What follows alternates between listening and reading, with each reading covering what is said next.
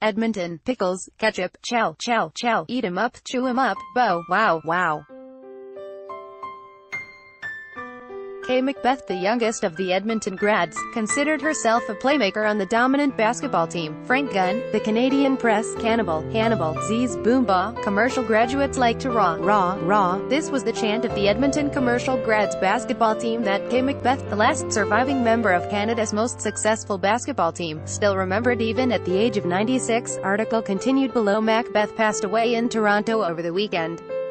She joined the Grads at 17 in 1939 and played in the team's last year before they disbanded. For 25 years the Grads, a basketball team of McDougall Commercial High School graduates, lost only 20 of 522 games, making them the most successful team in Canadian history. They captured their final Canadian title in 1940, which MacBeth was a part of, after which they disbanded. Dr. James A.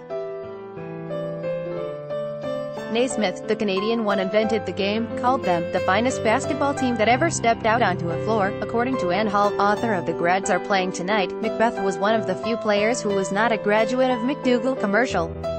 She went to Westmount High School instead.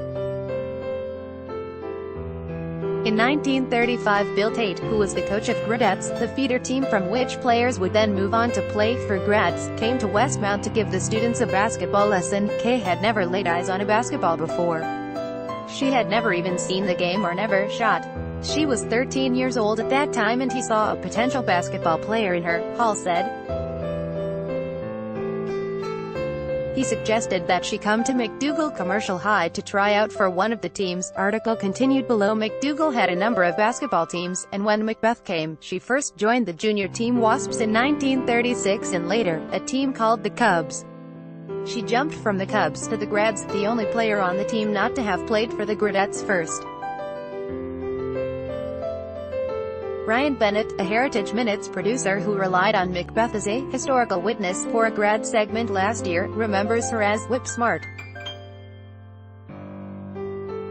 She had a fantastic sense of humor, devilish really. Joanne Archibald, program coordinator for Heritage Minutes, was inspired by MacBeth, the youngest player on the team, and her experience with the Grads. This was real group of women who were friends with each other but also were amazing athletes at a time when it wasn't common for women to be such high-profile athletes, Archibald said.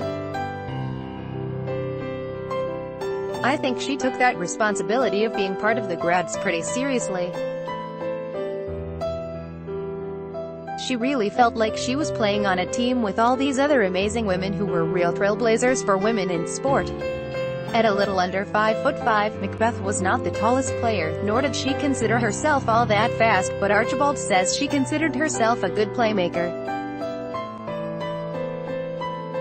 That was her best skill, she said. MacBeth got married in 1946 and continued to play softball and basketball. She had 2 children and retired from sports in 1951. She lived in Comox, BC, for most of her life until a recent move to Toronto. The Canadian Sports Hall of Fame finally inducted the Grads last year, with MacBeth in attendance. Archibald says her phone conversations with MacBeth were often about her passion for basketball and sports. MacBeth was a fan of Kobe Bryant, the former shooting guard for the Los Angeles Lakers. She didn't like any of the players who played too dirty of a game, as she would say.